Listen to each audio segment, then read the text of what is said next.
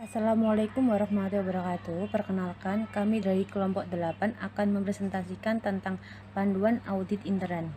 Perkenalkan, nama saya Wahyuning Rizky Pangestri dengan NIM 171600209 sebagai sekretaris, dengan rekan saya Nurul Afia 171600138 sebagai moderator, Arta Prawira Dinata 171600142 sebagai penilai, Azizatur Rofa 171600197 sebagai ketua. Di sini saya akan menjelaskan bagian slide 1.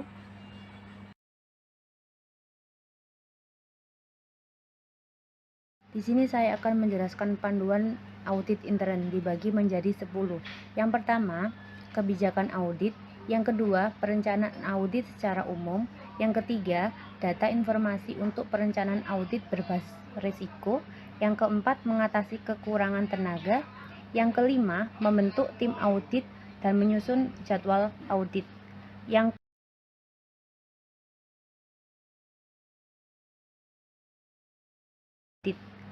keenam, persiapan oleh tim audit. Yang ketujuh, pekerjaan di lapangan. Yang kedelapan, standar pekerjaan audit. Yang kesembilan, standar pekerjaan lapangan bagi internal audit bank. Yang kesepuluh, penilaian terhadap struktur pengendalian intern.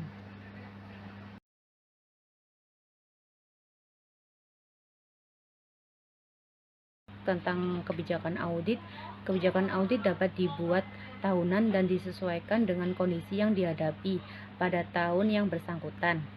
Kebijakan audit antara lain berisi kebijakan kepada SKI dalam pelaksanaan audit menghadapi situasi bank pada tahun audit yang bersangkutan, antara lain dengan mempertimbangkan jumlah unit kerja yang perlu diaudit, jumlah tenaga auditor yang ada, penetapan prioritas rencana pendidikan berkelanjutan untuk auditor, memperhatikan waktu cuti, kasus dan kegawatan yang perlu jadi perhatian, dan prioritas dan frekuensi audit dapat mempertimbangkan profil risiko satuan kerja yang akan diaudit.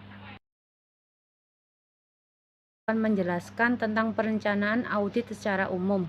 Perencanaan audit disusun panduan bagi pelaksanaan audit. Rencana audit diberitahukan kepada audit yang akan bertugas sekurang-kurangnya lebih dari 2 minggu sebelumnya untuk keperluan persiapan bagi tim audit yang bersangkutan. Penambahan standar Mandais yang ditetapkan harus dengan persetujuan kepala SKI. Di samping itu, untuk satuan kerja, tentu sebelum tim berangkat tetap harus diberikan arahan tentang penekanan terhadap bidang-bidang tertentu atau hal-hal yang harus diperiksa mendalam dalam audit.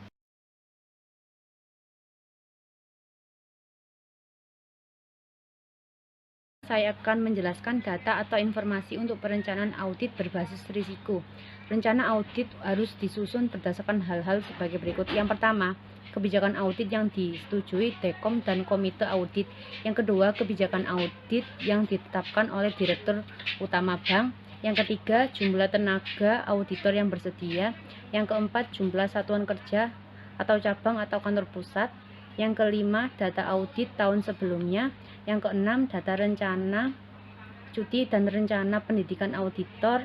Yang ketujuh, jumlah hasil kerja selama 1 tahun.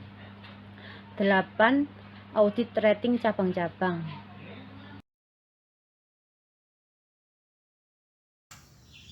Assalamualaikum warahmatullahi wabarakatuh. Saya Aizatul Rofa, NIM 171600197. Kali ini saya akan menjelaskan tentang cara mengatasi kekurangan tenaga. Nah, bagaimana jika terdapat kekurangan tenaga? Bagaimana mengatasi kekurangan tenaga auditor? Nah, ada cara yang dapat ditempuh dengan beberapa alternatif. Yang pertama, ditarik dari tenaga cadangan auditor untuk pemeriksaan khusus.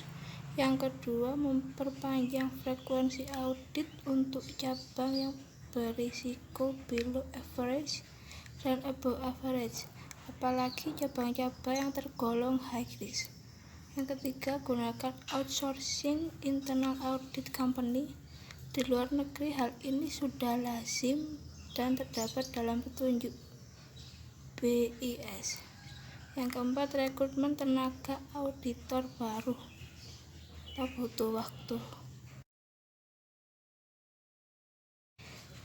Selanjutnya, membentuk tim audit dan menyusun jadwal audit. Membentuk tim audit masing-masing cabang dan menetapkan tanggal pemeriksaan dengan memperhatikan jadwal cuti auditor. Waktu pendidikan bagi auditor. Penyusunan hendaknya dengan memperhatikan rating audit dari setahun kerja yang akan diperiksa. Satuan kerja dengan rating audit yang rendah berarti mempunyai banyak masalah atau resiko tinggi, atau banyak penyimpangan, atau juga satuan kerja yang tidak efisien. Apabila dimungkinkan untuk mengetahui kelemahan spesifik pada cabang tertentu agar sekaligus menetapkan keahlian spesifik dari auditor yang diperlukan untuk memeriksa satuan kerja tersebut.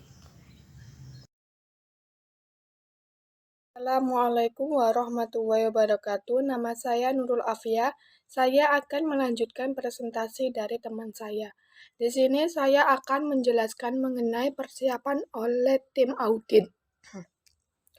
Untuk pelaksanaan tugas audit, setiap tim audit harus melakukan persiapan atas pekerjaan-pekerjaan sebagai berikut.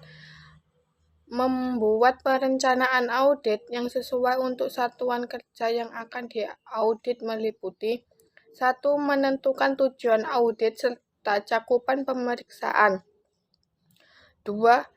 Membekali tim audit dengan informasi permasalahan cabang serta pengetahuan yang diharapkan dikuasai oleh tim yang berkaitan dengan masalah yang banyak dihadapi. 3. Komunikasi dengan mereka yang berkepentingan dengan audit. 4. Mempersiapkan audit program. Menetapkan kepada siapa permasalahan yang ditemukan, dibahas, dan disampaikan.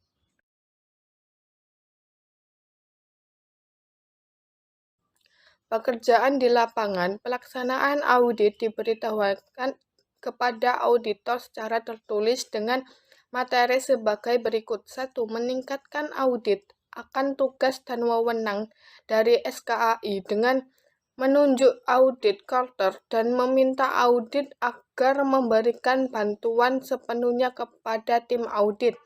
2. Meningkatkan tujuan audit dan memberitahukan sifat pemeriksaan.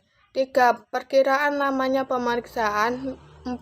Nama dan susunan tim audit. 5. Proses pembahasan temuan audit. 6. Melaporkan hasil tindak lanjut kepada SKAI untuk diteruskan kepada Direktur Utama Bank. Saya akan mempresentasikan standar pekerjaan audit. Standar umum. Yang pertama, audit harus dilaksanakan oleh seorang atau lebih yang memiliki keahlian dan pelatihan teknis yang cukup sebagai auditor. Yang kedua, dalam satu hal yang berhubungan dengan penugasan independen, dalam sikap mental harus dipertahankan oleh auditor. Ketiga, dalam pelaksanaan audit dan penyusunan laporan, auditor wajib menggunakan kemahiran profesional dengan cermat dan seksama. Standar pekerjaan lapangan. Yang pertama, pekerjaan harus direncanakan sebaik-baiknya dan jika digunakan asisten untuk direvisi dengan semestinya. Yang kedua, pemahaman yang memadai atau struktur pengenalan intern harus diperoleh untuk merencanakan audit dan menentukan sifat dan saat lingkup pengujian yang harus dilakukan.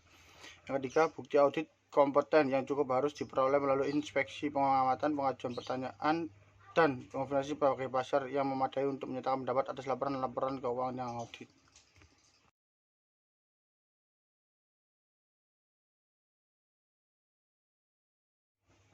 Standar pekerjaan lapangan bagi internal audit bank.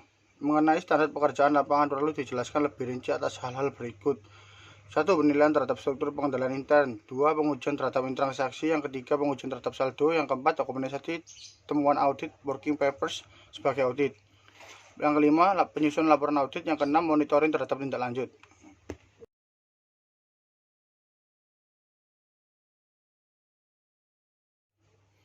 Penilaian terhadap struktur pengendalian intern. Auditor harus menilai kualitas dan efektivitas dari pengendalian intern yang dilaksanakan.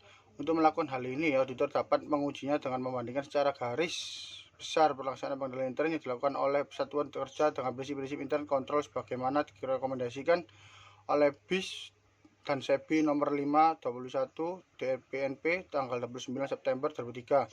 Sepanjang relevan dengan satuan kerja yang diperiksa, hendaknya dinilai pengendalian intern yang dilaksanakan efektif dan cukup memadai menghindari kesalahan, menutup peluang untuk melakukan kecurangan, serta cukup efisien dalam pelaksanaan.